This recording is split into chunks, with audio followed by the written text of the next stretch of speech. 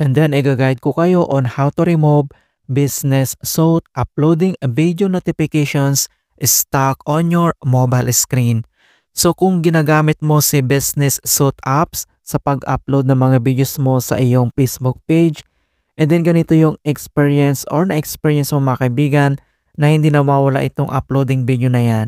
Okay, so kahit i-clear mo yan dito sa pabasok, click mo yung clear, ay hindi po yan nawawala mga kaibigan, nandyan pa rin.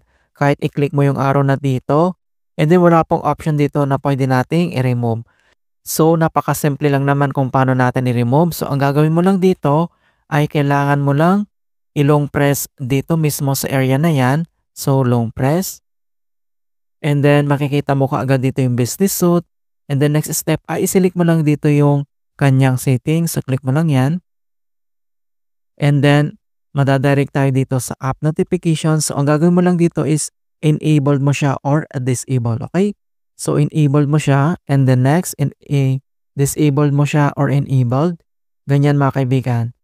So kapag naka-enable siya, so disable mo lang ganon and then ibalik mo lang. Ganito siya. Alright, and then back tayo dito sa baba and then check mo na dito and then wala na yung mga kaibigan. So na-remove na yung stuck dito na uploading video notifications. And guys, so ganun lang po kasimple kung paano natin i-remove ang business suite uploading video notifications stuck on your mobile screen. Thank you guys and see you in my next tutorials.